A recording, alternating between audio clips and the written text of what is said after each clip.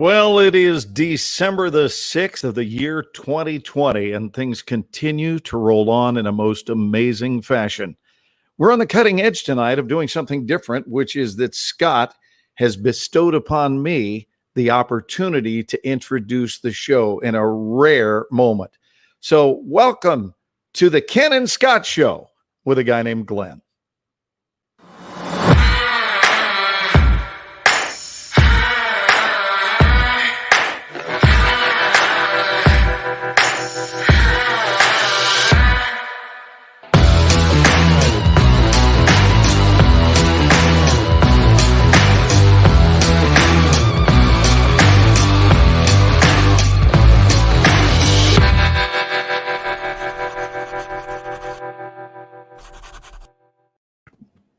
Well, welcome. It is our first show in the month of December. We hope you're having a beautiful holiday time in your lives. And now welcome to the show, the stars of our show. It's Ken and Scott. Give them a hand. We have a studio audience here live that are clapping. Audience of two. I'm expecting a raise with my promotion. I just want you to know. I think my salary should be doubled. Hold on, let's have a board meeting about that. I approve. Do you, Glenn? Yes. All right. And I think we need to have Ken do it 1 week. Yes, I'm all for that. I'm done. That's all I wanted was 1 week to introduce. And I'm envious. I wanted to be a guy named Glenn. I like that. Because I'm just Glenn every week. I'm just plain Glenn. But tonight I'm a guy named Glenn. And tonight you're just plain Scott. How's it feel? I like it. I'm good.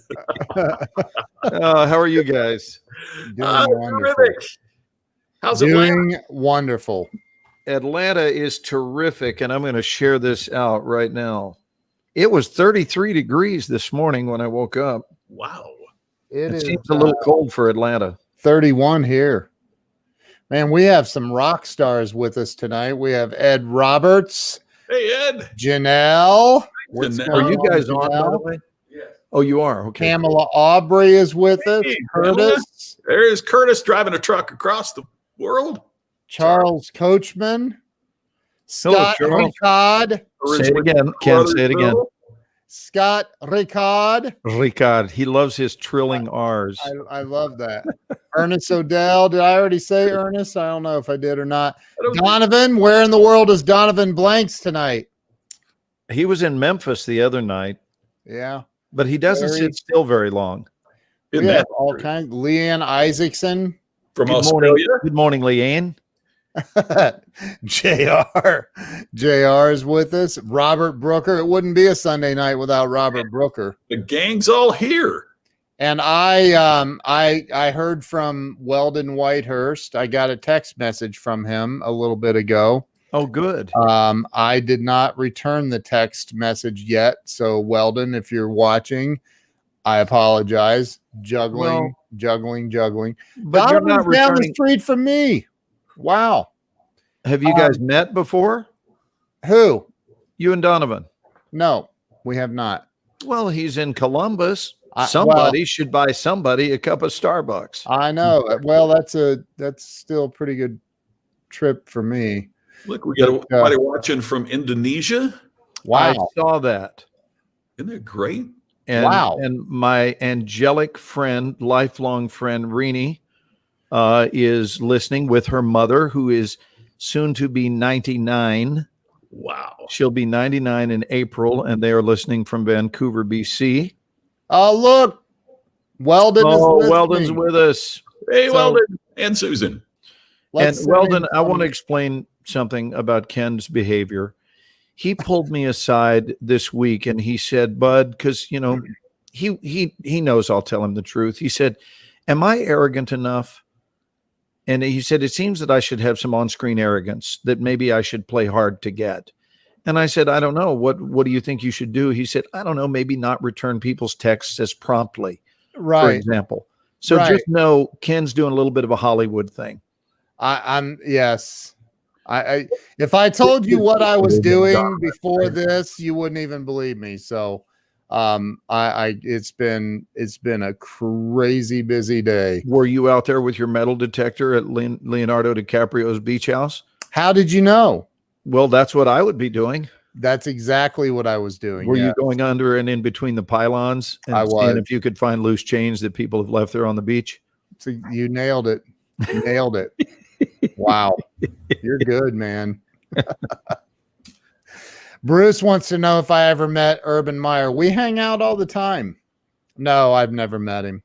Hey, Bruce Great was man, very helpful this morning or last night when we were on. He just said some really nice things. And I think we would all agree that Ken is just a little more rural than urban. Yeah, that's true. I love to shop at his clothing store. Rural. Wow. Hey, Brian. Wow. Hello, Brian. Say Merv. Ken, We that's have what, Wanda Ricard Wilson with us. Ken, that's what you need to say. I haven't met Urban Meyer, but I've met his brother Rural. I have that. I've always had a difficult time with the word rural. Well, rural, it's that damn double R. rural. Oh, Rural. Or suburban. Suburban. Yeah. Yeah. There you go. That's way youngest easier. in the family is suburban. way- Did you see that Merv is here?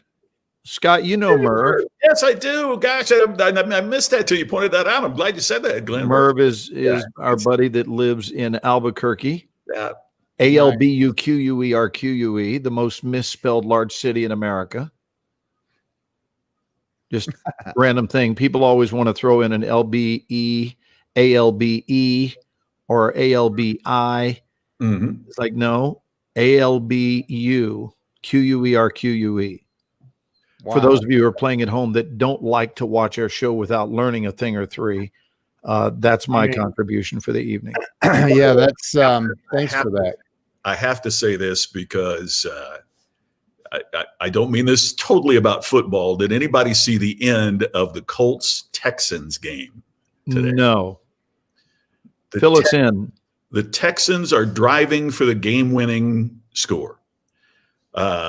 And the announcer had just said, in most situations, what would be best for the Colts is to let the Texans score, and then To have time on the clock. to have time on the clock to kick a field goal to tie the game. Sure. And then his very next sentence was, but he said, I got to tell you, I played for John Madden, and John Madden is the only coach I ever played for who said, I will never tell the defense to let the other team score because you never know what's going to happen. At that instant, the quarterback fumbled the snap from the center, and the Colts recovered to win the game. Wow. And what yard line were they on? They were in the red zone. Yeah, they were like a 12-yard line. Wow. And How fortuitous for the Colt fans. unbelievable, because the coach earlier, I thought, made a huge mistake because the Colts were up 4. They were at the 17, 18-yard line, 4th and a long yard, and he decided to go for it rather than take the points. And they got jammed, and the Texans took over and were going down to score the touchdown that would put them 3 points ahead. So he got bailed out but I mean, it's something that, you work on in Pop Warner football, the center hiking it to the quarterback. But it was, they were talking later about how, isn't that interesting? You should never give up. I mean, never say, I just thought that was interesting about, John Madden, who I think is one of the great characters in all of sports history and broadcasting history, saying, I will never tell my defense, let the other team score. Yeah, I like that. I think that's really good. You know who's having a stellar year in the NFL is Aaron Rodgers. Yes. Aaron Rodgers is kicking butt again, and today they did a dance on the heads of the Philadelphia Eagles. Sorry, Jeffrey. And because they did a dance on them, right now, Dallas is a half game behind Philly and they are a full game behind the Washington football team. I'll try to get used to saying that. Yeah. Ugh. It's just weird, but okay. Yeah, Okay. that's weird. We're a game out of first place with a 3-8 record. Crazy. And the Washington football team plays tomorrow against Ken. Is it the Steelers? Yeah. Oh, Wow. Yeah. So what So you're- what about the New York Giants? Did they play today? They won. They beat Seattle. The Giants beat Seattle in Seattle. Oh, that's rare. To me, that's maybe the biggest upset of the year in the NFL Wow. with a backup quarterback. Well, that's not good news for Cowboy fans, but I mean, we're still fighting for first in our minds at 3-8. Who does Dallas play this week? Are they playing the night game tonight? No, They're playing the Ravens. They play the Ravens tomorrow night. Yeah. It's tomorrow night. That's Yeah, right. because the Steelers game is one of those games that's been moved, and so it kick off at 6:00 Eastern, because I know it's like a 3:00 game here Pacific time. Crazy! Wow. What a season! What a season!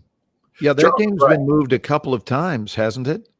Yeah, it has been, and one of the things, one of the things that's a big news out here is with the shutdown in California. Now it looks like two of the California teams are going to play their home games here in Las Vegas in the Raiders Stadium.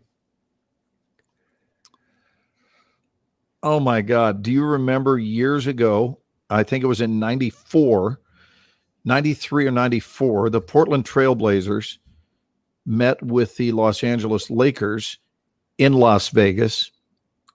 And it was in 94, because it was during the Rodney King riots, all of that stuff over OJ verdict and everything. And we had big riots in Los Angeles, and it was so bad that they deemed it unsafe for the players and the visiting team, which was the Portland Trailblazers. They were stuck in their hotels, and it just seemed very dangerous. So they moved the venue and played the deciding game in the Thomas and Mack Center.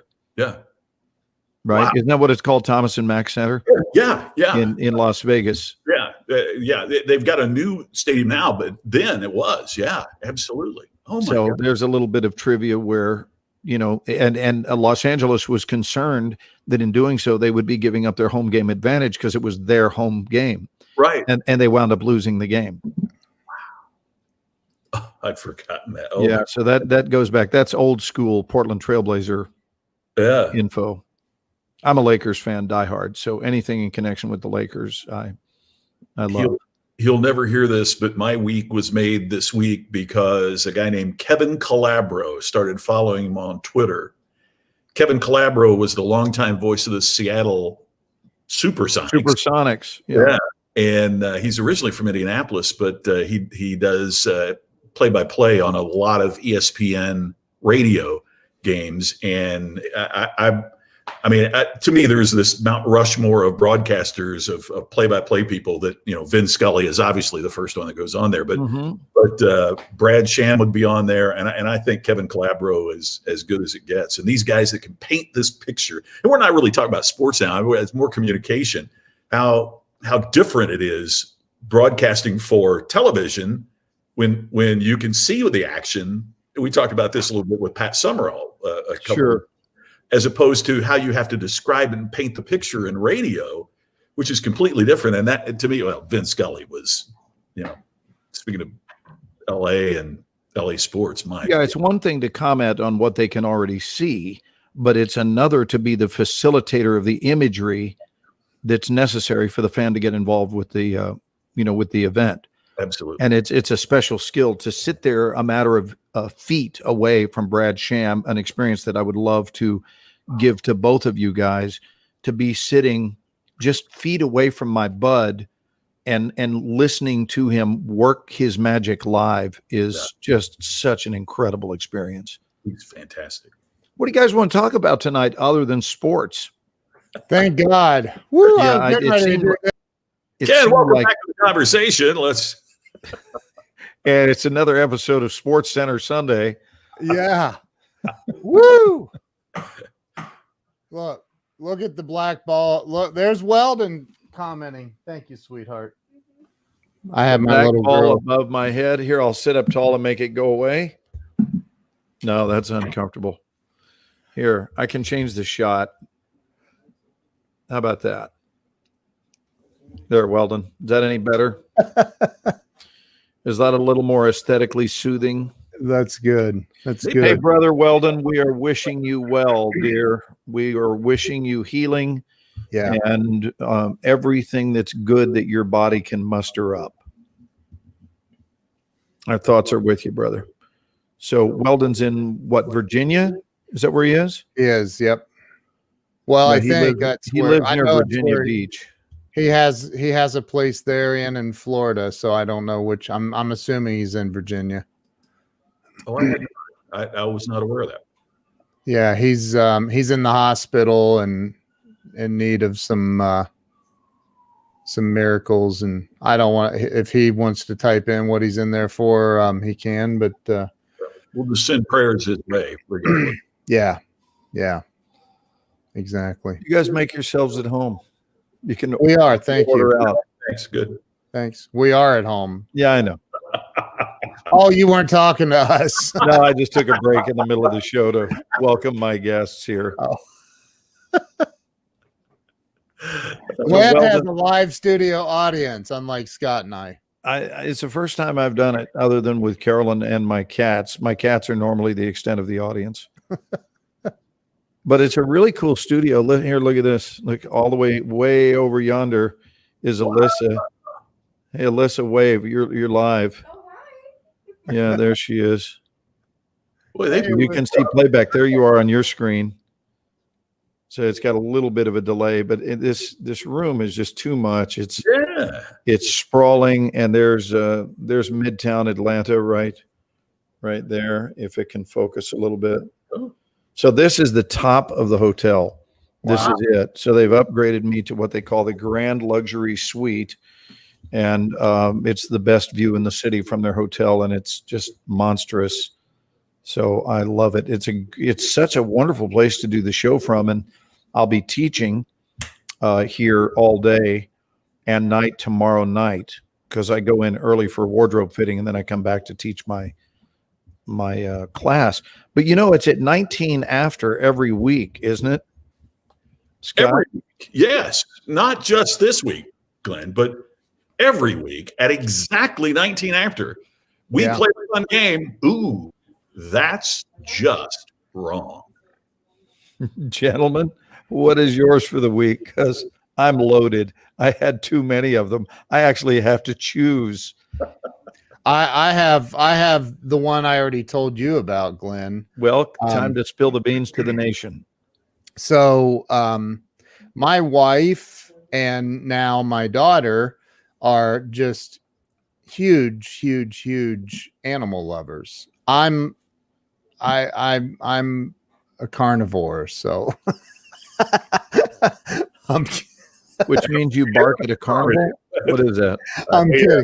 So animals are wonderful. They're nice to have pets, whatever. But anyway, so I walk out. They're getting ready. My wife's getting ready to take my daughter to dance, and I walk out the other day and I tell them, I'm saying, hey, goodbye, and blah blah blah, and be careful. And I look down, and there's this blue tub, like one of those plastic totes that you pack stuff in, and has the plastic lid. And I go, what's that doing sitting there? And my wife says, oh, we have a frog. I said, a frog? What? She said, we have a frog in there. He was in the basement, probably came in through the sump pump or whatever. And I why is he in the box? Is he crippled? What happened? Did something happen to him? Why is he in our house in a box? And she goes, oh, we're going to take him down to the take him down to the Ohio Wildlife Preserve or something in Columbus. That's an hour away. I'm like, why? What? Just put him outside. No, he'll freeze to death. I'm like, it's a frog. He's not going to freeze to death. He'll figure it out. Like, just put him outside. We have a pond over there. Go take him over there. The ducks would love him. Like, just do something with him. But anyway, no, we're going to take him down there. I'm like, whatever. And I said, well, don't leave it on the floor where the dog can get it. Put it somewhere. I said, put it out in the garage. Well, that wasn't good enough either. So she puts it on top of the dryer and leaves. And I'm like, all right, whatever. So I come back in my office. I'm working. I go out there a couple of hours later to get some water. And I look over and I see the tub up on the dryer. And I'm like, and she puts half of the plastic lid covering it and then a baby gate thing that's got the corrugated crisscross, things on. She puts that on top of that, I guess, so air could get down inside the tub. And I'm like, okay. I walk over there and I'm looking down through the corrugated thing to see if I can see this frog, and I see no frog. And I just as I'm raising my head up like this, I look up, and right there, about 6 inches from my face, my nose, is the damn frog sitting on top of the baby gate. It climbed up and, oh, look at that. There's holes up there. I'll just get out. And it's sitting there on top of this and looking at me. And I literally saw it and jumped back and screamed like a little girl because it startled the crap out of me.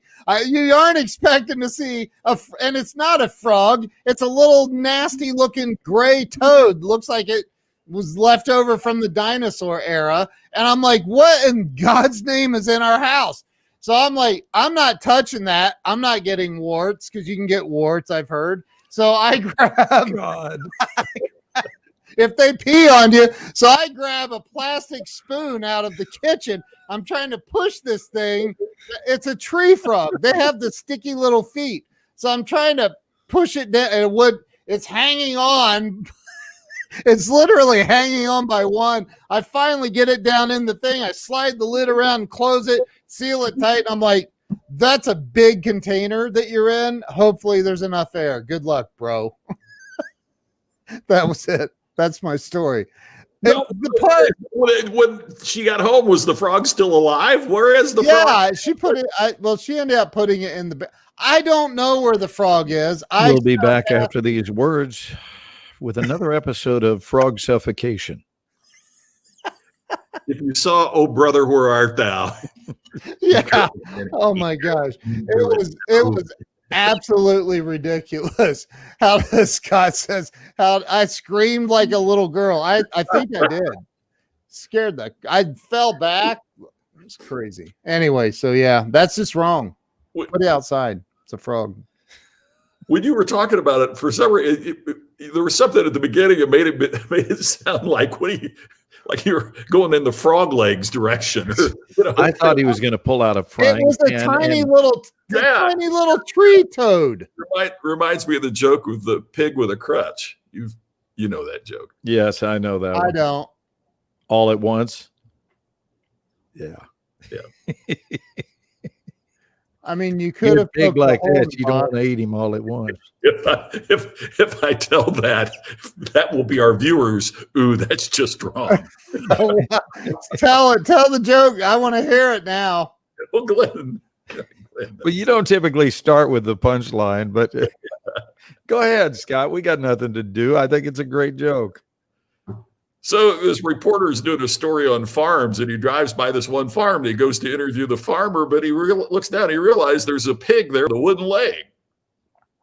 And the reporter says, I don't know much about farming, sir. I've got to ask, why did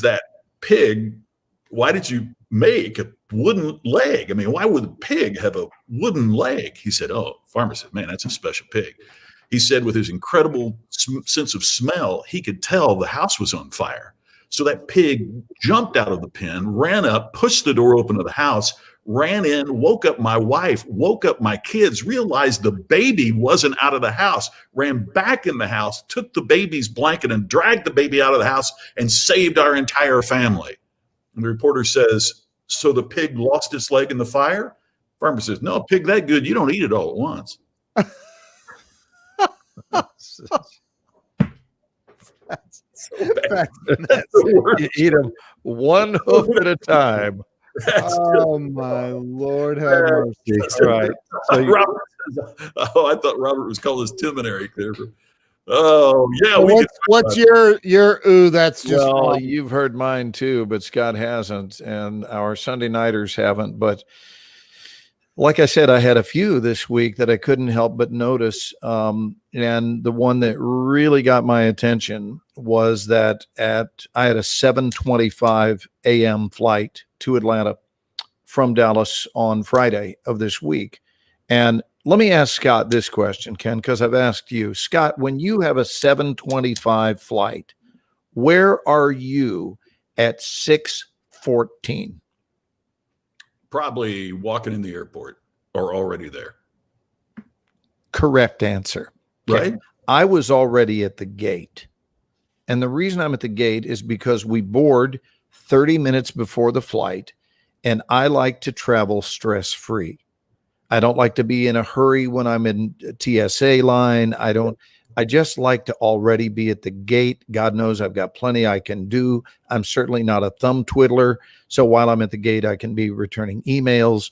I can be listening to some important messages. There's a lot of things I can do, but I would already have the travels from my house to the airport behind me.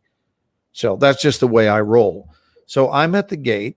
The flight is to be boarding in about 45 minutes. And I get a text. My phone has a little ding, and I look at it, and it is a text regarding my COVID test from 2 days previously.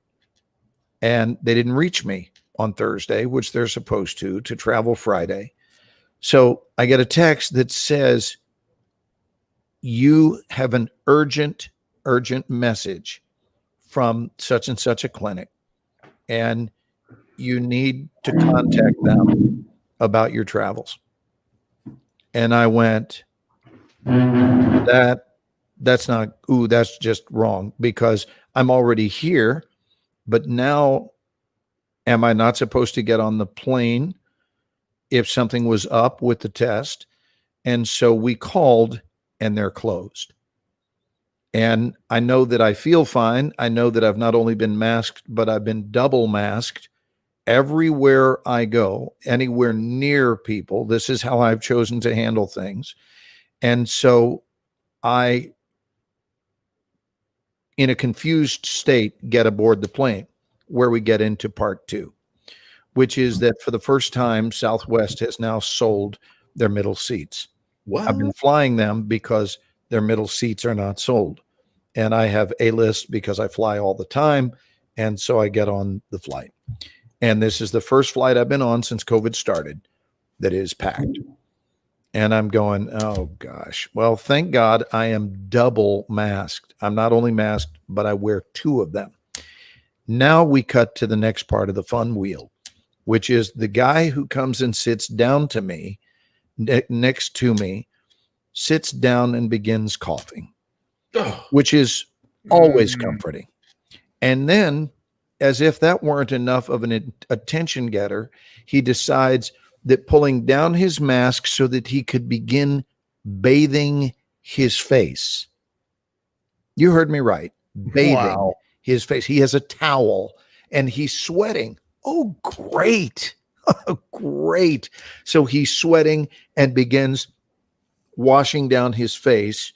And I am over here. This is the window, and this is me with my face pressed against the window and with my double mask. And now he decides, as soon as he sat down, to get up and go to the restroom, where he sits and holds up departure for the flight. And then he comes back to sit down, and we are now lifting off.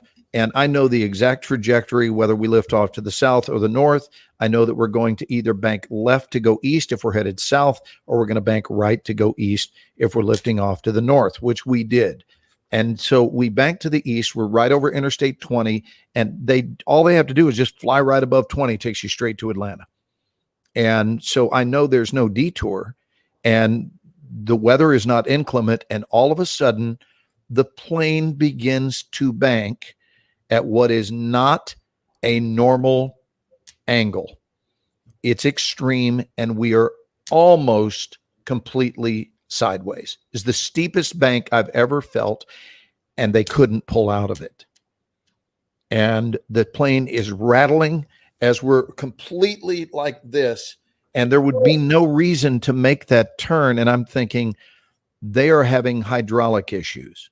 And now I don't know if the airline is going to kill me or if my neighbor in the seat one over is going to. I'm not sure how this is going to go down, but it doesn't feel comfortable at all.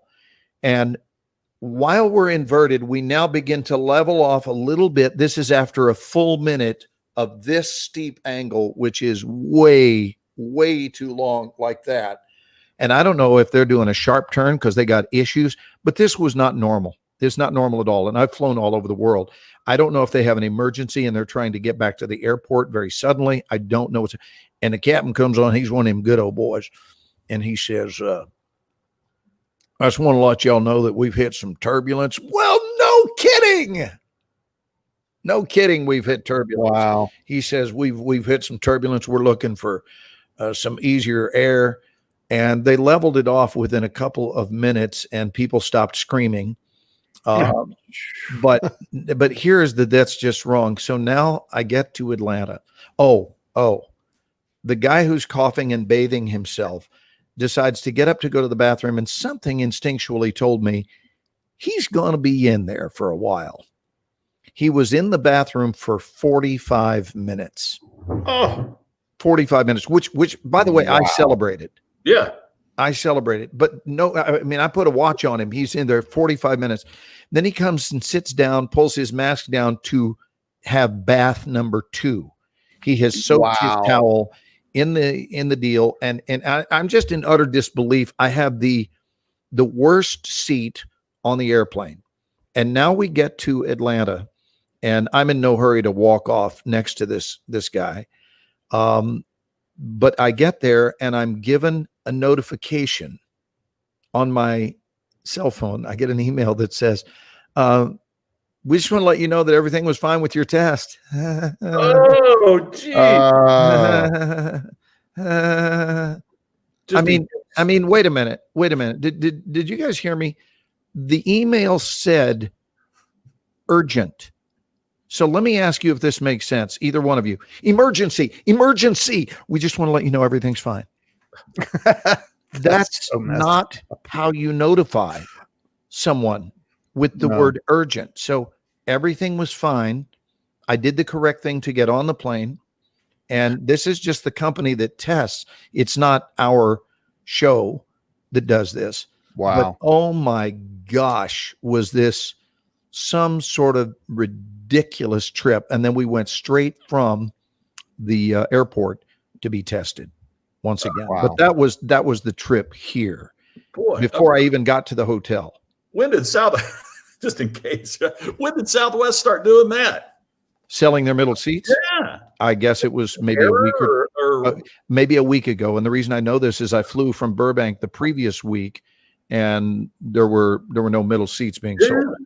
Wow.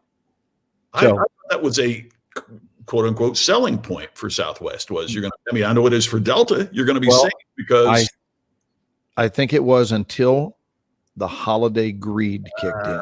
I didn't think about that. I Yep. think it's all motivated by holiday greed. But let me go ahead, even though they're my favorite airline, let me let you guys know right now, all of you, that if that's why you've been flying them, at least for December, those middle seats are not available to. They're not blocked off anymore. They're now available for purchase. So you are going to be sucked in. So if you're flying, if it's just something you need to do, I can't encourage you enough. And I don't want to, get into one of these debates over it, but I do want to just say this: since you have to wear a mask anyway, okay, that's non-negotiable. You have to wear the mask to fly. I would encourage all of you to double mask just to give yourself that little bit of extra. And you know what? If it doesn't help you a bit, so be it. But if it does, you'll be damn glad you did. There is one airline that you don't have to wear a mask on. NetJets. I don't know what this is. You can fly private. Private. Oh, gotcha. Yeah. Gotcha. It's a little pricier from Dallas to Atlanta. Yeah, it wouldn't surprise me if Spirit encouraged everyone to just cough and hack all the way to your destination and nobody wear anything. Oh my God. Spirit, have any of you ever flown on that piece of garbage? No. Don't. I've never flown Spirit, but I've certainly heard enough stories about it. I didn't buy the ticket, but I had a speaker company that bought me a ticket on Spirit. It was so bad that I told them I will fly back on my own dime. Oh, that's bad. No, Wow. I mean, I would not. How about this? I would not take their free trip Yeah. back. Yeah. No. Free was too expensive. Free was too expensive. What's your? That's just wrong, Scott. Yeah. Oh, it's really it's minor. It's just a little irritant. As you know, Tammy went back to Indiana to visit grandkids and parents and that. But she took a test before she went. She wanted everybody to get a test before she got there to make sure that everybody double check, and was going to quarantine once. So she gets there and she quarantines. And the day that she's supposed to see the grandkids, her son tests positive and has to go. Family has to go in 2-week quarantine, so she won't be able to see him. She's going to stay out there, so it extends the trip. But Wow, just the craziness of all this, the timing, But you got to do the right thing. You got to play it safe and all that. But the timing of it was inopportune. That the day that they were supposed to finally get together after quarantine is that he works as a pharmacy technician and is just wow, very, very good guy and has been very cautious, but just one of those things. Wow.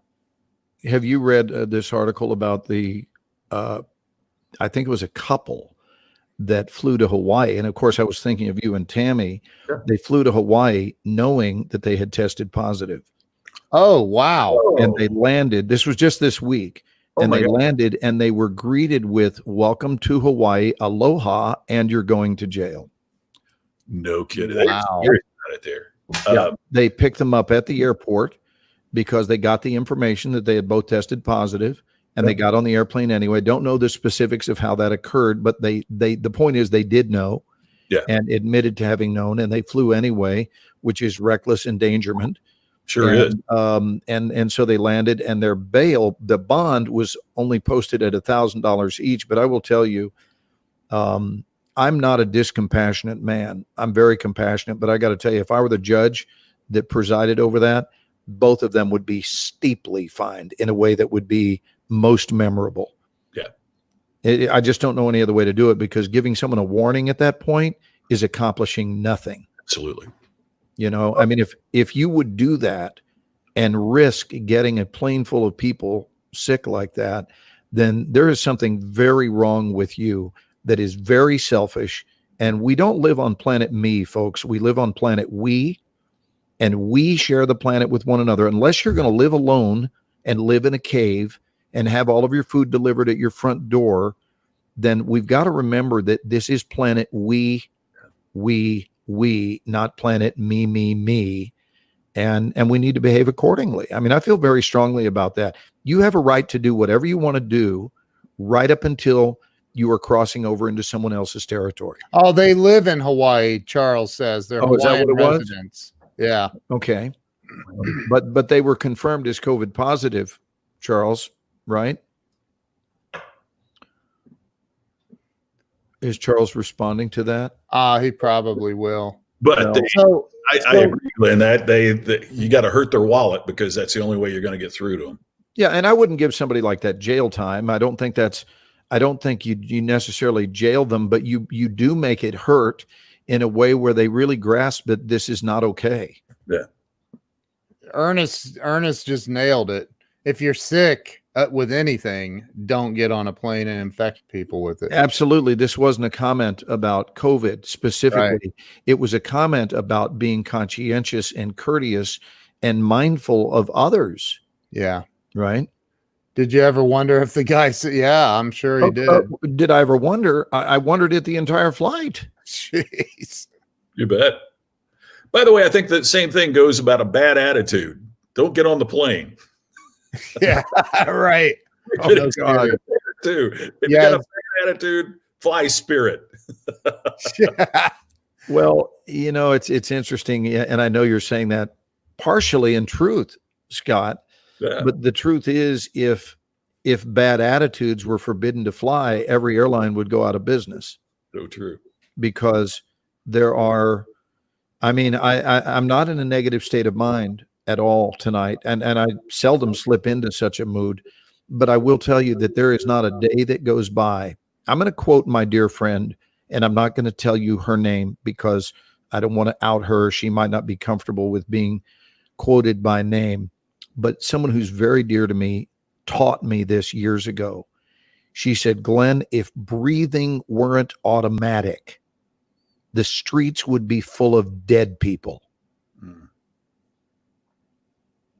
And what she was saying is that that's how ill-informed people can't seem to think for themselves to make a choice to breathe. So thank God that's automatic. And it would be nice if common sense were as automatic, as this, as breathing. If common sense were as automatic as breathing, God, what a great world this would be. Yeah. Our best to Ed, by the way, Ken. I wanted to point that out. Yeah. Oh, my mom and dad both have it, and my mom's had a cough since the day before Thanksgiving. I talked to her today. She sounds like she's getting better already. My dad is not showing any symptoms, but they're both positive. So and I did test 2 days ago when I arrived, and I have another test on set tomorrow morning. So it's the nice thing about what they're doing is they're testing so often that they're able to trace. They're able to put timelines on things with people and where things might have been picked up. So that's certainly helpful. So Ed, how are you guys doing? Are you guys coming along okay? And the asymptomatic part, I think, is part of the scary aspect of this as well. As you guys know, I tested positive twice and was totally asymptomatic, and that was one of the things. I mean, this happened a few months back, but that was one of the things that scared me so much about this is how random it is that you can test, because I could have been out spreading it and not know. I mean, I goodness only knows I would never have gone out or gotten on a plane or anything if I would have known. But if you're feeling good, you don't think that, and that's one of the challenges I think with this is that you can feel good and still be positive. Right. Yeah. Well, there's also never mind. I'm not going there. So yeah. I mean, so we can stay in fear and just everybody stay home until somebody says, all right, it's good. China, I mean, your friend Dennis is in China, Glenn. He said they're back. Nobody took a vaccine over there. They're back to business as usual over there and everything's fine. That's great. So, yeah. I don't know, man. There's so much information out there. I actually spent about an hour and 10 minutes on the phone yesterday with one of the leading scientists in the world, that this guy has insight to this stuff that we could do 3 shows on and it would blow your mind. But anyway, I think there's hope. But again, all right. Again, Ken, this was much more so about being mindful of others than it was about COVID. I think that there are there's certain courtesies, even the basic. Now let's go back pre-COVID. Let's go back years ago. Okay. Yeah. Even just a cough. And I'm not even talking about when you're sick. Just sometimes we cough because we just need to clear our throat. And so when someone needs to just cough, is it not universally understood? And the answer is no, by the way, it's not, that you cover your mouth. Yeah. Right. I don't care if you're sick or not. You don't cough. Here's another little bitty fun fact. Do you know that since I was a child, and nobody taught me this came from the School of Common Sense. I didn't observe somebody doing it. My parents didn't teach me. But if I'm in an enclosed space, the one I'm referring to now is an automobile, So if I'm in a car and I sneeze, the first thing I do because we don't just sneeze, we feel it coming. Mhm. We do feel it coming. And usually you have anywhere from a 1 to, I'd say, I've even had sneezes that were like a 10 to 12 second warning where you can feel it rumbling. But usually it's like 4 or 5, oh, here it comes, and you feel it coming. How about this? Here's a game-changing concept. Roll down a friggin' window. Yeah. Roll down a window.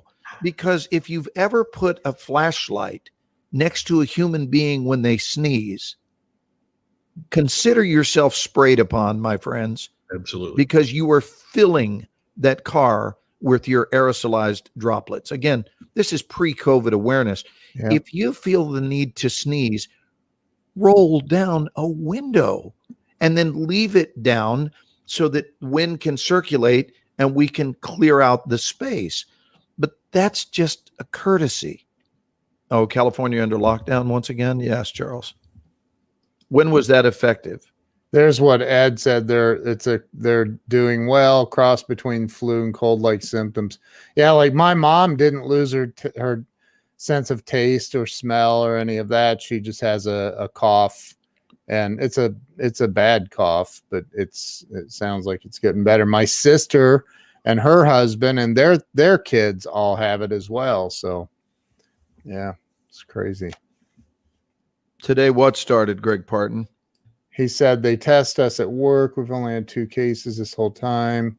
No deaths. We have super strict protocol. Oh, the lockdown started, I think. Yeah. Oh, I got you. Yeah. Yeah, Wow. well, we don't start filming until Wednesday.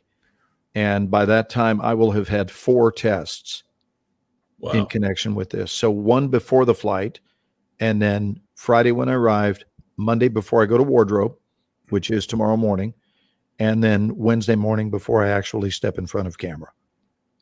So whatever they're trying to catch, they're trying to stay real current with it instead of testing someone and then assuming they're good for weeks at a time. And there was a question earlier about how do you stay positive when all of that's going on, and I think that's a great question, and Glenn, something that you're such an expert on. But that might be good with all of these new things that we're going through and all these challenges that folks that are watching are facing. How do you stay positive in this time of such upheaval? First of all, I take it as a very high compliment that you dared to refer to me as an expert on it. That's a huge compliment. I'm very touched by that. I don't know that it's true, but I receive your kind assessment, and I do a tremendous amount of coaching on the art of staying upbeat, and I think it's got a lot. I want to credit a number of key people, but maybe at the top of the list, my faith for one thing. And then also, in terms of people who've inspired me, Stephen Covey, that wrote The 7 Habits of Highly Effective People, when he really changed my life when he talked about a preoccupation with your inner sphere of influence, your inner circle, and to think about, well, what can I do and how can I be effective? Because we have a lot of things right now that we don't have any control over. So what we do have is our response. And we always have our response to whatever's going on. There's the thing, and then there's how we feel about the thing, and then there's what we do about what we feel about the thing. And so often it seems to stop at, well, there's this thing, and I'm unhappy about it, and therefore the year is screwed. And so I think of all the things I can be dwelling upon, and Ken and I talked about this last night during a show. Sometimes if you just go, and just that, just stop, and just breathe, because there are times when for all of us, what we've gone through this year is too much. Now, let me clarify. It's too much if your mind tries to address it all at once. You can't do it. So my answer, Ken and Scott, would be to learn the art of compartmentalization so that you can compartmentalize and go, okay, I can be effective here. I'm not able to be effective here, at least not now, at this time. This thing, it's out of my current jurisdiction. So where can I make a difference? Where can I make a profound difference? And how am I going to be most effective? And I'm going to be most effective if I don't try to address it all at once, but rather just slow down and go back to this Will Smith advice of putting down a well-placed brick today. And for me, that's maybe just a noticing of something beautiful. Like right now, tonight, I want to notice our show. I want to notice both of you gentlemen, who I love very much. I want to just notice that. And I want to notice it every week, which I have. Every week since April, I've never taken this Sunday evening show that we do for granted. And then there are other things that I want to begin to notice. And I want to make sure that I'm not obsessing over the thing I'm upset about so much so that it eclipses all of the beautiful things that I could be noticing. Why would I allow 99 things in my life to suffer because I'm so busy noticing the one thing that I'm upset about or obsessed about? I will say that with regard to jobs that have been lost and pains that have been caused courtesy of this, what are we in the 10th month now, starting in the 10th month of this?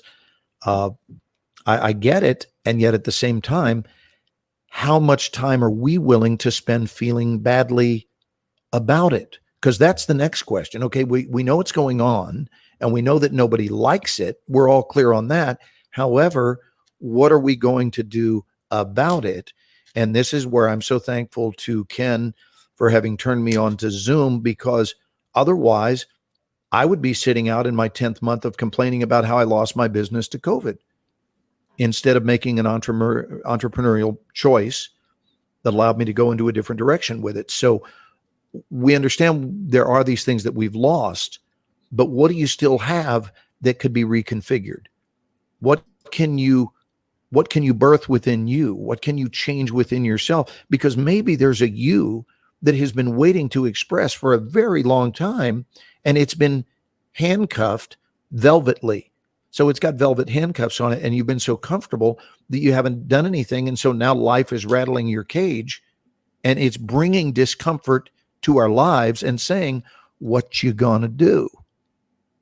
And I think that how we respond to those periods is the thing that makes all the difference in the world. How are we responding to what's happening? It's not about what's happening. Right. It's true. I agree. Forgive the long-windedness there. Here's the short answer, short version of what you just said. Ready? God, grant me the serenity to accept the things I cannot change, the courage to change the things I can, and the wisdom to know the difference. Amen. Because there's way too many things that are beyond our control. This entire situation, not one of us has control over it. Correct. We have control over our own actions. We have control over our own lives, but we can't control what some Yahoo does on an airplane headed to Hawaii. And if we, right, and or some other Yahoo that gets stuck in Hawaii.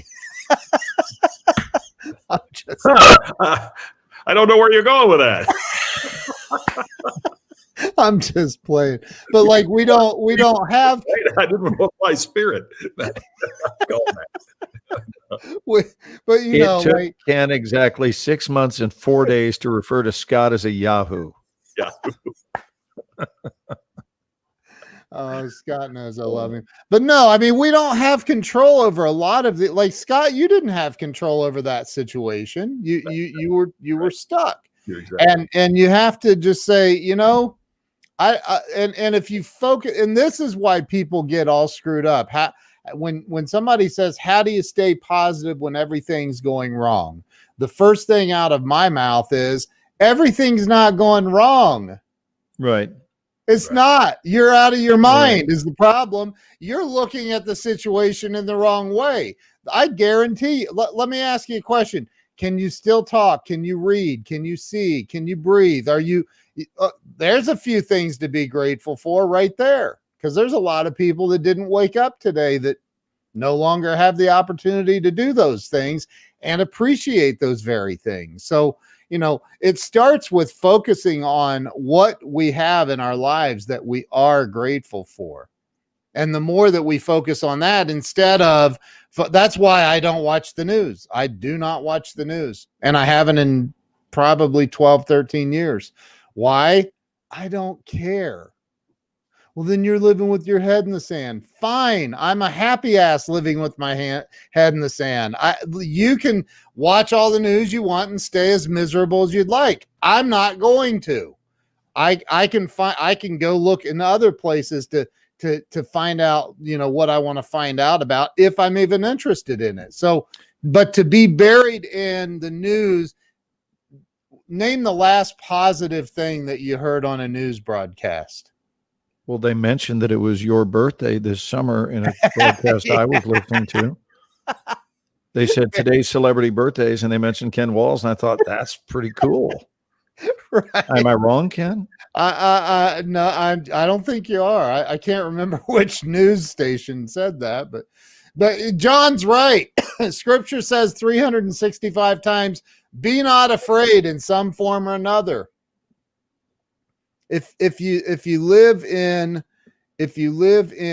the negativity that's swirling around on the news and across social media platforms, and I mean, you're going to have your year. If it's bad, it's going to get worse. The more that you indulge in all of that negativity, it's GIGO, right? We all know what GIGO means: garbage in, garbage out. And if you're intaking all of that, it's only going to result in you having a miserable existence on this planet. I thought that GIGO was about being in relationship with a British lizard. No, that's Geico. Oh, sorry. Wrong commercial, Glenn. Wrong commercial. I think you're exactly right, and Glenn, you too. It amazes me that people will spend hours, literally hours, every day reading negativity on social media. Yeah. And I think social media has contributed beyond what we realize to the negativity in our nation and in our world. Here. We are on a diet. There are people, if all I eat are cheeseburgers and fries, I'm probably going to gain weight because I become what goes in. Yep. And it's exactly the point that you're making, Ken. I agree 1,000%. If all we do is continue to, have a diet of negativity, not just the news, but social media. People spend hours a day looking at Facebook and looking at Twitter. Yep. And absorbing all this negativity, and then they wonder why it's so hard to be positive. But Zig Ziglar talked about this for so long, is that it's harder to be positive than it is to be negative. There's no such thing as a demotivational speaker. Companies didn't hire guys like me to come in and hose everybody down because they were just too excited about going to work. Absolutely. There had to be people who would contribute to lift people up, because we have to practice positivity. And man, what you guys said just strikes to the heart of, it's exactly right. But I mean, positivity is a decision, and it is a practice, and it's doing the things that those guys talked about. And to piggyback on your word usage of practice, yes, it is a practice in that it's a way of life.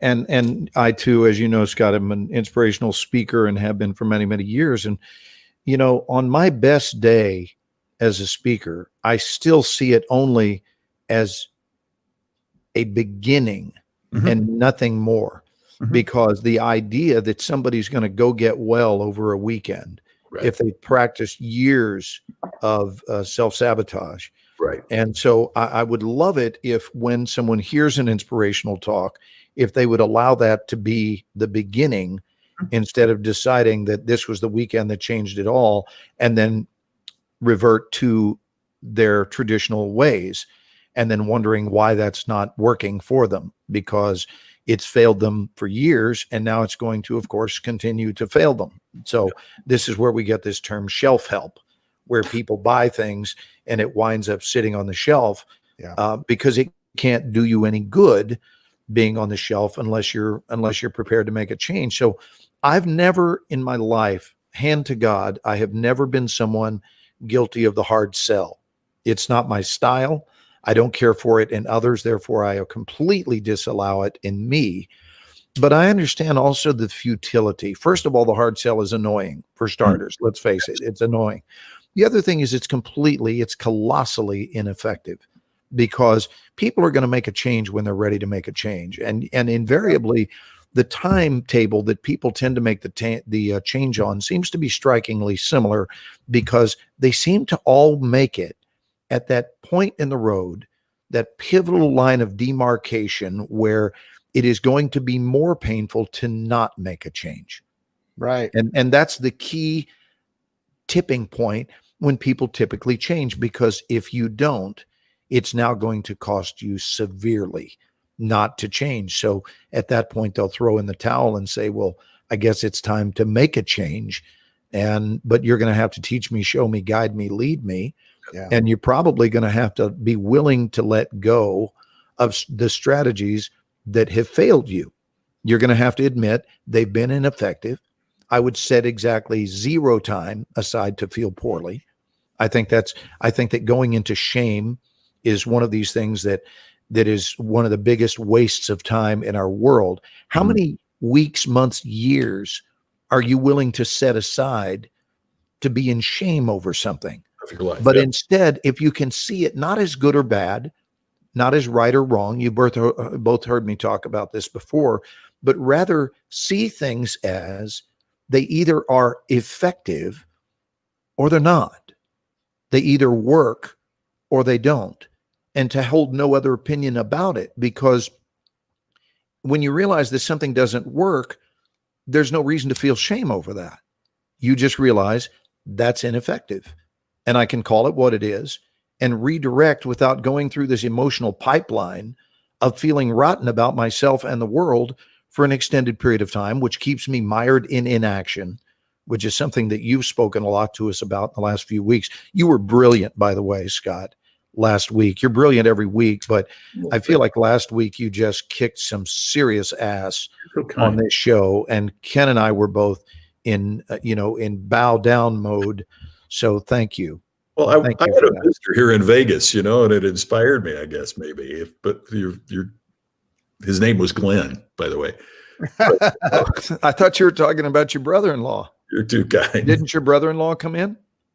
Oh, he lives here. He lives here in Vegas. Oh, he just came over to spend Thanksgiving with you. Yeah, because he's a single guy, and so with Tammy being back at Indiana, he came here and we spent together. But man, by the way, I left you a message. I don't know if you heard, but I was at the M. Oh yes, I did get your message. I went by the Glenn Morshower Memorial table. The Glenn Morshower Memorial at the M. That's awesome. But gosh, Glenn, you reminded me. There's a book I think is really overrated, and I've written about this. And the book is Good to Great. There's a lot of things I disagree that's in that book, but the opening line is phenomenal. And it just simply says, good is the enemy of great. Mm-hmm. And, I think the previous generations, and I know we have viewers all over the world right now, but particularly for those here in the United States, the previous generations have done such a phenomenal job. And Ken, you said it. I mean, we are so fortunate, but I think sometimes our great fortune has got us to the point that we're accepting the good. We all have a pretty good life. I mean, even if so many things have gone wrong for you, we have it so much better here than in many places in the world. And I worry that the goodness might be a battle for our greatness. And I just, we have to find a way. And we've talked about all the contributing factors of this,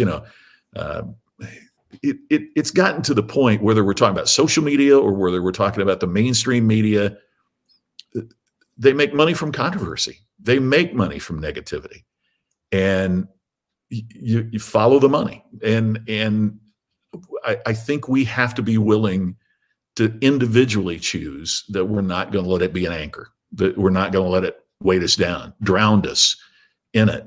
I know that's easier said than done, but it's a choice that we have to make. I mean, we have to choose to, turn off the computer or put the phone down. And good grief, it's been funny. I don't go out much, but I go out some, because my cooking really is that bad. But when you go out and you see a couple at a restaurant, and both my late wife and Tammy and I we talk about that a lot, is we'd see an older couple that didn't talk throughout the entire meal. And we would say, please don't let, we will never let that become us. Now I see young couples who have their phone, who don't talk to each other. Yeah. Who don't have and Glenn, it's to your point. I mean, who don't savor that moment. The Warren Zevon was the guy that did Werewolves of London and some other cool songs, wrote some great songs for Linda Ronstadt.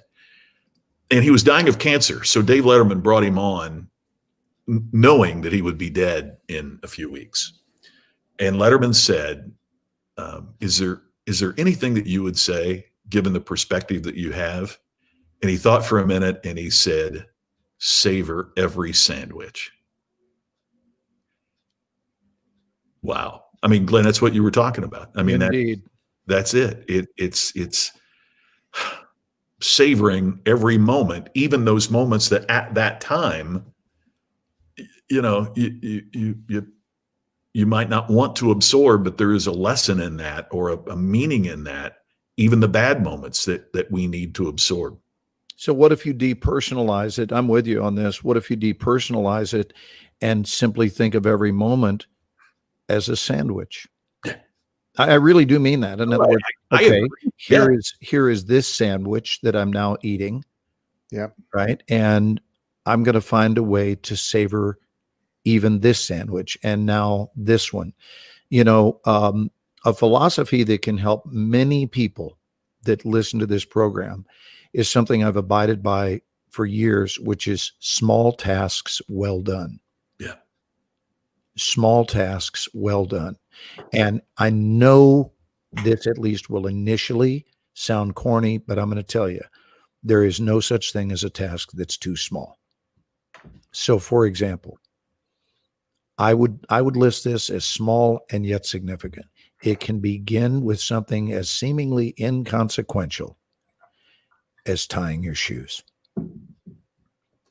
You just tie your shoes, but you start by looking down and notice that they are untied, and that you are the facilitator of the change, because it will be through me that those shoes will be tied. Because I've never seen a pair of shoes tie themselves. And I'm not saying that to be facetious. I really want our audience to consider that every task before you operates the same way. It's currently in the state that it's in, and through you, it will change. So you are the agent, you are the liaison, you are the vehicle through which change is going to be facilitated. And that to me is very empowering. To realize that thing which is in need of change is going to change, and it's going to change because I am on the scene. It's not arrogant. It's not elitist. It is just a recognition that we have the right to breathe in that level of empowerment, to realize I'm the solution to the problem at hand, and I'm here to do something about it. And the something I'm going to do is not to sit here and complain, because that solves nothing. I'm going to recognize we've got an issue, and I'm here to play my part, folks. I'm here to play my part. And when we do that, it's amazing that that same template from all the way down from tying your shoes to now there is a, you know, a sink full of dirty dishes. And through me having shown up on the scene, that's going to change. And about 30 minutes from now, these dirty dishes will be a thing of the past, and they will be sparkling, and the counter will be wiped down, and all of that. And that same exact template of intentionality is applied to every single thing in your life. And what happens is you begin to stair step your way to greatness, starting from shoe tying to all of a sudden giving yourself a career in film and television, or a great teacher, or Ken, you know, doing his Grow Live Academy. He cannot speak to other people as the authority that he is until he seriously knows how to convert his untied shoes into tied shoes. And we need to feel good about it. Which is why I hate the advice when people say, don't sweat the small stuff. I've always hated that advice because, at least in my experience, most of the things that were big things became big things because I failed to sweat the small stuff. Yeah, I agree. You know what I'm saying? Agree. And so I would rather sweat the small stuff so it doesn't become big stuff. Mm-hmm. Or if you don't want to tie your shoes, do what I do: buy Crocs. Yeah, there's that. I don't own any Crocs. Fashion plate you. But But you know I do what? hate to tie my shoe. I hate. But you know tying what? shoes. Even with Crocs, to play along with your silliness, I love you, but to play along with your silliness, even in the Croc metaphor, you can look down and you can have an ugly, sticky stain on your Crocs. And here's the deal: the Crocs are not going to clean themselves. That's right. So Right. isn't it interesting? I've seen people that'll walk around with a disgusting stain or the equivalent on their Crocs, or they have a hole in them, and all it would take you is 20 seconds to get a rag and wet the rag and make it go away. But you have to be intentional about making that stain go away. And if they have a hole in them, you get intentional about it. Instead of bitching about the hole, you throw away the Crocs and you get a new pair of Crocs. Yeah. But you've got to just say, good Lord, I seem to have become a great enthusiast of bitching. I seem to have really taken on bitching as a popular sport. Take it to an art form, right? Yeah. Everybody says Velcro, and I have to agree. Have either of you gentlemen noticed? Here's a great question. Have you noticed the uncanny tendency for people who complain to never run out of things to complain about? Right. No Never. complainer has ever phoned up their buddy and said, "Hey, dude, how are you today?" "Yeah, no, don't have anything to complain about." "Yeah, no, ran completely out last night. Got to the bottom of the barrel." Yeah, it doesn't happen. Yep. So Yeah. complaining, if we don't watch it, complaining becomes a way of life. But so does living well, Yeah. Yep. and so does being happy. But it's achieved formulaically. And being positive.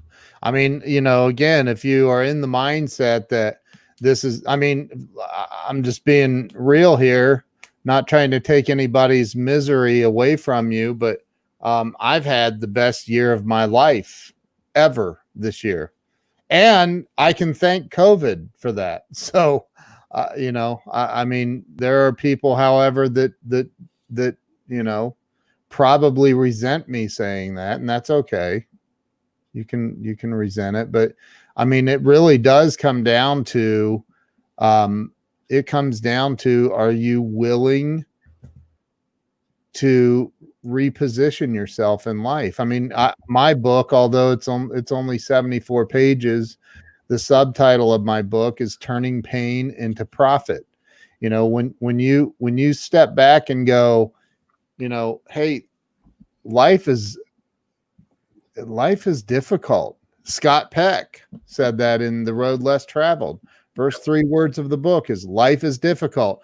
And instead of going around complaining about it, and you know, the sooner you accept that there are going to be difficulties in your life. You're not immune to pain. It's going to happen. the Buddhists say, and I've said this last night, I think, Glenn, my favorite Buddhist saying is that pain in life is inevitable. Suffering is a choice. Is a choice. Yeah. And if you're walking around complaining, you're literally, that's a form of suffering. So, you know, instead of, you know, saying, you know, this has been a horrible year. Oh my God, it's been a terrible, horrible, horrible year. And I'm not saying that it hasn't. Maybe there's been some circumstances that have caused this to be a bad year for you. But I can promise you this. I know this, this isn't me pontificating. This is me. This is real life experience. I've been through it, and I've been through it from both directions. And that is, if you want it to get better, you better change the way that you're viewing it. You better look for something positive out of it and then make the necessary adjustments to turn that into a positive existence starting now. And it can happen for anybody, and it can happen right freaking now. You don't have to wait until you wake up tomorrow morning. Do it now. And your very teaching, Ken, was echoed by the great late Dr. Wayne Dyer, who said this: when we change the way we look at things, the things we look at change. Yep. It's so true. Know, and humility. I got to tell you something. I saw somebody, Scott, I know you've told the story before about having dinner with Zig Ziglar.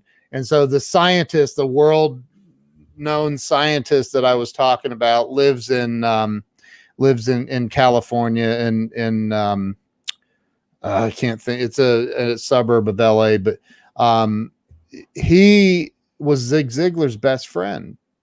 And he said that that one time he was with Zig at this speaking engagement somewhere at San Francisco or something, or I don't know, but they were staying in this really nice hotel, and the company that hired Zig paid for both rooms. And he's like, and mine was like he said it was like a villa. I mean, it was like a three room deal. It was really super nice, and 2 giant beds in there.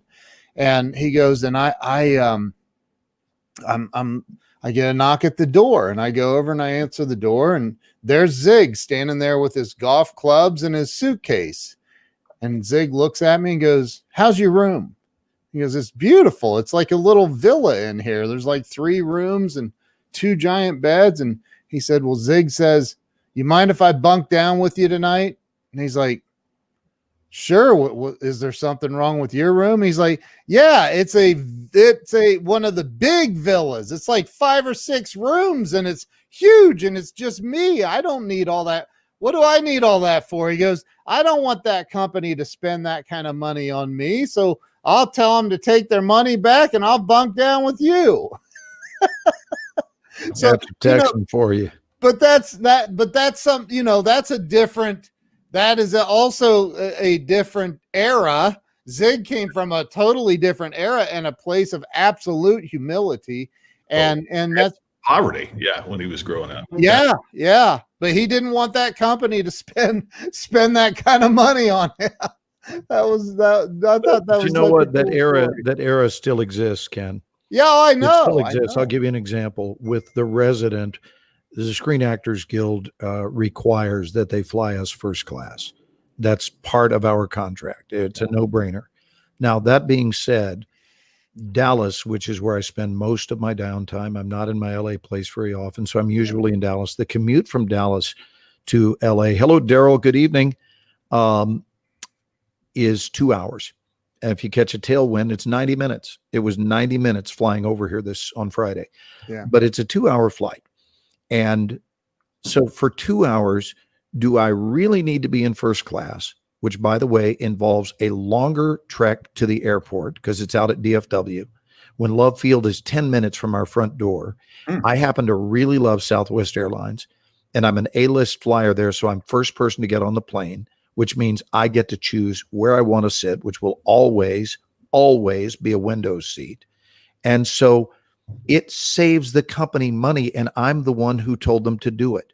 Yeah. So all these trips, when they owe me first class, I have chosen Southwest because one, I get there just as efficiently and it's close by. I improve my points and it saves them a fortune. And they still can't believe that I don't insist on them flying me first class just because the contract says they have to do it. I'll tell you, being a team player, when you don't only think about you, when you actually stop and think with the producer mindset of what kind of actor would I love to have on my team? I would love to have the kind of actor that said, guys, that's a colossal waste of money. And whatever hotel they've ever given me, I've been grateful. This hotel gave me the upgrade. It's just, they gave it to me without billing the company. And I think there's a lot to be said for that. Tonight, and I'll make this very brief, but tonight when I was dining over at this seafood restaurant that I love, it's my favorite place in Atlanta, I went over for some delicious lobster bisque, and I ate it before my friends got there, about an hour before our dinner. And then when I ordered dinner and asked for the check, she gave me a check for the meal that I had had and left off of it the tea and the lobster bisque. And their lobster bisque is like $10 and the tea is another $3.50 or whatever. And when I brought it to her attention, she just said, I completely forgot about that because it had been an hour ago. And she goes, thank you so much. And she presented it back to me with the original amount that she had charged me. And she looks at me and winks and says, thank you so much. It pays to be honest. And then I, in turn, gave her all of the change and said, it also pays to be nice. Very so Wow. It wound up being a beautiful two-way street, which you can't experience those things if you're spending all of your time thinking about yourself. So even though I have the Amen. right to think about myself with regard to the contract, I'm thinking about from their point of view, and they don't need to put me up here. They put me up here like a king. They already know that I've said, you don't need to do this. I don't mind it. I love it, but it's not necessary. And who am I trying to impress anyway? It's just me. So I feel very similar to the way Zig felt. Yeah. Well, for the record, I would not have done what Zig did. So I just, hey, Scott, you got an extra bed in there? No, I would. I'm out on that. Yeah. What does John Bonzer say here? John has written us a novel. Scott, you want to Hi, read everybody. it? Go ahead and give it a shot, Scott. Okay. It's my narration since I disappeared. You know, when I was dating, I hope Tammy didn't tune in just at that moment when I Yeah, really. was dating and a woman broke up with me. It broke my heart and tore me up. I realized I couldn't continue like that. So I had an attitude change. I thought about my job, my vacations. Each year when the vacation ended, I felt sad, but I began to think about my next vacation and look forward to it. So I started thinking about my dating the same way. When we broke up, I'd start wondering about my next girlfriend. Was she going to be tall or short, blonde or brunette? Yeah. You know, I talk about that some in my talks. I bet you do too, Glenn. I mean, isn't it something that people typically are happier on their way to Disneyland or Disney World than they are on a trip home? Yeah, you're talking about anticipation. Exactly. And they have a goal, right? I mean, they've made all these plans. Well, we're going to, this day we'll go to Space Mountain, and this day we'll go to Epcot, and this day we'll do, so it's very planned out. Right. We plan our vacations with more passion and precision than we plan our lives. Yep. And if you've got no goal, I mean, it's the old Alice in Wonderland where the Cheshire Cat says, where are you heading? Alice says, I don't know. And he says, then it doesn't matter what road you take. And I think that's the other aspect of the lack of positivity, is that if you don't have direction, if you're we were quoting Zig a lot tonight, what he called a wandering generality rather than a meaningful specific. If we're that, then it does get pretty hard to get excited about anything. It does get pretty hard to be positive. It's hard to be generically positive. I want to be more specifically positive. Yeah, and Jay's exactly right. Sometimes the anticipation is even better than the experience. Yep. You know, it's Yeah. interesting. The North Pole, South Pole difference Yeah. between I'm gonna ask you to name the city. The North Pole, South Pole difference between a flight there and a flight from there. Oh, where I'm sitting right now. That's it. That's correct. Las Vegas. That's where you're going. Man, the difference. I've been on so many flights to Vegas, and it's like, woo, go to Vegas. You know, you can hear the party theme, and man, that is not going on. Nobody goes, woo, we're going back to Dallas. Nobody does that. In fact, they're like, can they just shut the door or what? Could somebody just shut the door? I mean, when you live here, like I do like a week out on the road and different hotel every night, you're just beat up and you get on the plane and all I want to do is just kind of close my eyes, have a glass of wine and close my eyes, right? And everybody's like, woo! And South, everybody pull out $1. We're going to do it. Have you been on the Southwest flights? I don't know if they haven't done that for a while, but there's several of them, like from Indianapolis, they used to do, and everybody would pull out $1, and you were supposed to get the gambling going in midair. The serial number of the dollar, and so they go up and down with really a air sickness bag, and you $1, you'd write down the last word, and they would pull one of the dollars out, read the serial number, and you got the whole bag of ones. Wow. Which was pretty cool, you know. But when you just want everybody to just that's I just need my little space right here. That's like $138 if everybody plays. Yeah, I mean it's what a great way. John says I used the wrong accent. I don't know what accent I was supposed to use there, John, but I couldn't. Glenn could. I can't do that. I can see the flight attendant. It's Jay, the weatherman from Tennessee. He's like, okay, we're going to take dollars from everybody. Y'all are so excited. We're in Vegas. We're going to Vegas. I'm going to take everybody's dollar and I'm going to call out your name and we're going to see who wins. Oh my gosh. I have had a lifetime of knowing my direction in life. Always wanted to be on the radio. My brother, who is a year older, is very jealous because he still has no vision of what he wants to do with his life. Wonders why I'm always so happy. Jay, where are I don't know Jay. Where is Jay on the radio? Jay is my buddy. He's known as Jay Fox on the air. He's my buddy that's based here. He does nationally syndicated radio out of Dallas. Oh, fantastic! Yeah, very cool. Very cool. I have a real good friend, Jack Fox, was a longtime broadcaster. Yeah, in fact, Scott, you and Jay, just because you've spent time in the same arena, probably be nice to get to know each other. Yeah, would love to know it. You know, look what John says. That's so funny. What's funny is on the Strip, naked women will give you pictures of naked women. Kept giving me photos of naked women. Oh, it can get crazy. Living in Vegas though, it is when you're flying back from somewhere heading home. There. Yep.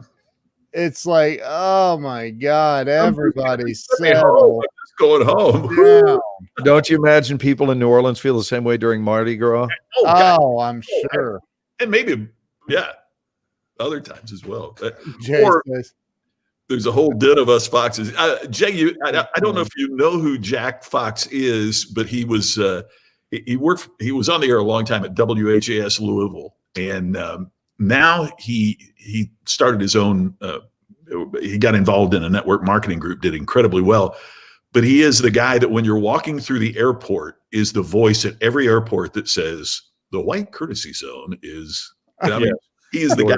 Please, the white zone is for the immediate loading and unloading of passengers only. No parking, please. Exactly, and that's Jack. And you, oh my gosh, yeah, he's everywhere, and one of the nicest guys on the planet. Donates time. He every day he reads for the blind. Wow, donate. Awesome. He's just an amazing, wonderful guy.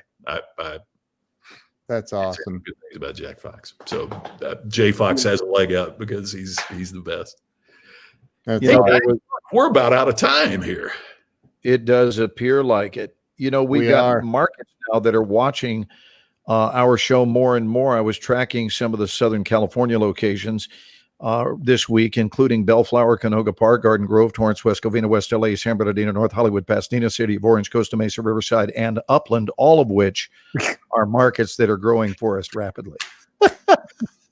So I Oh gotta my tell you, that is so brilliant.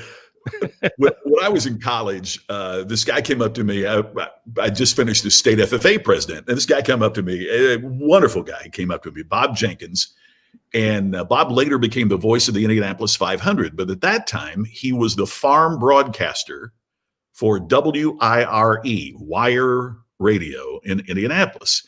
And he said, I don't have anybody that understands how to do the farm markets on the days I need to take off. It would help me if you would you their choice? Yeah, would you be a part-timer at Wire Radio? Well, gosh, yeah, you bet. I mean, a great thing. I'm in college. How great's that? So I did the farm markets. I filled in for Bob a couple of times. And the general manager came in and he said, you sound pretty good. I really like it. He said, we're going to have this opening because the other big station in town, has a traffic helicopter. We would love to put you.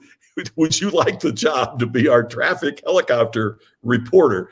Now, I don't know if you guys know this or not, but I'm not a very good flyer. For all the flying I've done, Glenn, when you described that tilting aircraft, sharp bank. seriously, my palms literally started sweat. Yeah. I am not a good flyer. And I said, unless you want every traffic report to be, put this thing down. All right. You do not want me as your traffic reporter, No. because I would have been terrified every moment at work. Yeah, no, I wouldn't do that. What you do in the streets just made me think, good grief, that you would have sounded so fantastic in the KNX Whirlybird. Yeah, we're flying over the 5 freeway right now. It looks like the traffic going into downtown Los Angeles is going. Mark Mayfield, one of my great friends, speaker buddy, humorist, used to do this thing about, and on the left, we see traffic backed up on the 405. On the right, you can see it's a clear day over the Grand Canyon. Damn, we are high. I used to use that same technique in doing my earliest impressions of Willie Nelson. To all the girls I've loved before, who traveled in and out the door. Oh my God. All you got to do is go do your helicopter routine and throw in little Willie and you're there. I'm going to ask a favor of our audience, since we are saying goodnight, and we've never done this, and I didn't even ask my buddies' permission, but I happen to know what both their hearts are about. And I would just like us, no matter what you do or don't believe, if you don't believe, then just sit quietly for like 15 seconds.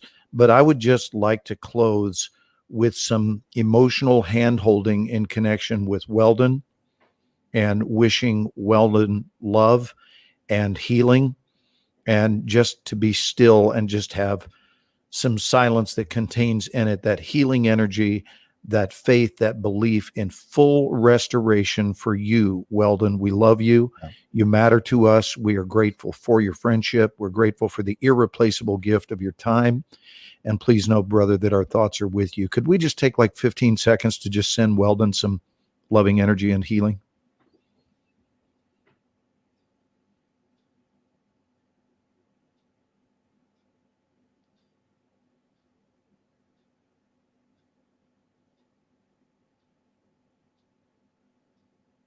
Thank you guys for joining in on that. And we know that you received that. Well, Amen. No, you did. So love you Love guys. you, Weldon. Love you, dude. And accept that healing energy, man. Accept it. Thank you all. Appreciate all of you being here. Happy December, everybody. Yeah. Hey, Glenn, you brought us in, Glenn. You need to take us out. All right. Yeah. And that will conclude yet another episode of the Ken and Scott Show with a guy named Glenn. We'll see you next week. See you guys.